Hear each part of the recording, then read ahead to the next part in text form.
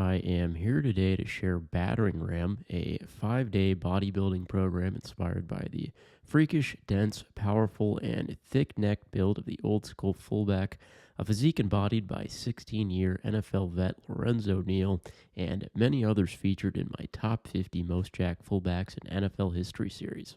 Before we get into anything, feel free to contact me at zdspYT@gmail.com if you have any questions on the program. I made spreadsheets you can use to track every training session. Those are linked below in Excel and Google Sheets versions.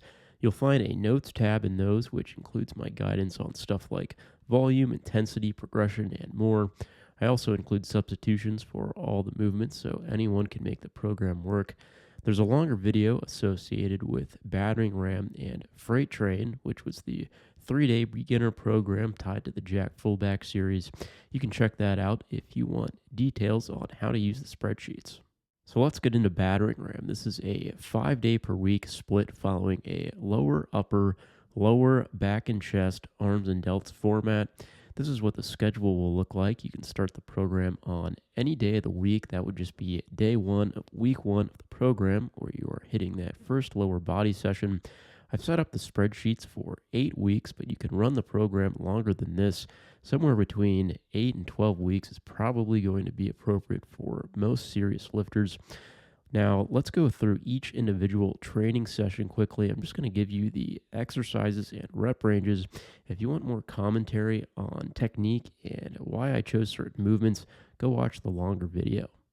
All right, first session of the program, starting off with lower body, and we're going to begin with the barbell Romanian deadlift in the 5 to 8 rep range, and then we'll move on to the standing hamstring curl, which we'll keep at 8 to 12 reps. Then as an intermission before quad work, we'll do calves with the standing calf raise at 8 to 12 reps.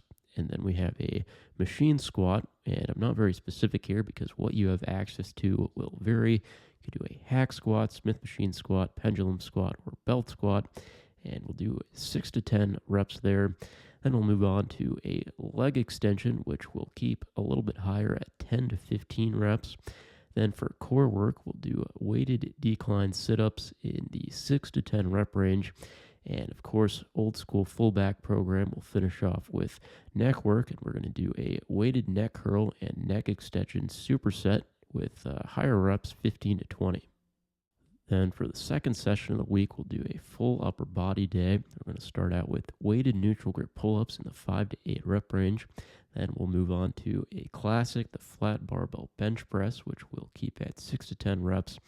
Then for more back work, we'll do a single arm dumbbell row in the 6 to 10 rep range. And then we'll get in a single arm standing dumbbell press in the 8 to 12 rep range. Moving on to arm isolation, we have a machine preacher curl for the biceps, which we'll keep at 8 to 13 reps. Then for the triceps, we'll do a long rope cable triceps extension, which we'll do 8 to 13 reps with as well. And then for side and rear delt isolation, we have a superset, the dumbbell rear delt fly and lateral raise, and we'll keep that a little higher at 10 to 15 reps. Then after a rest day, we'll come in for the second lower body session of the week. We'll start that off with a high bar barbell squat in the 6 to 10 rep range. Then we'll throw in those leg extensions we saw earlier in the week. We'll keep that at 10 to 15 reps. Then to split up the session, we'll do calves, and we'll up the reps a little bit to 15 to 20. Then we'll do a weighted single leg 45-degree back extension. Feel free to just do normal back extensions if this feels a little awkward. We'll do this at 6 to 10 reps. Then hamstring isolation, we'll do... I've never seen this brachiality. 8+ reps was it. A blue lobster is a rare, like it's only happens 1 in 2 million. Gatorade, take a month off of training. Jiu-jitsu. Once a year. And we'll keep that at 10 to 15 reps. Then we'll get in some calf work with the machine crunch at 10 to 15 reps. Moving on to the torso session, back and chest, we have a bent over barbell row in the 6 to 10 rep range. Then we'll do an incline dumbbell press, also at 6 to 10 reps. Then we'll do a supinated lat pull down in the 8 to 12 rep range. And we'll throw in some chest isolation with a machine chest fly or pec deck in the 8 to 12 rep range. And for more back work, we'll go ahead and do a machine pullover, also 8 to 12 reps.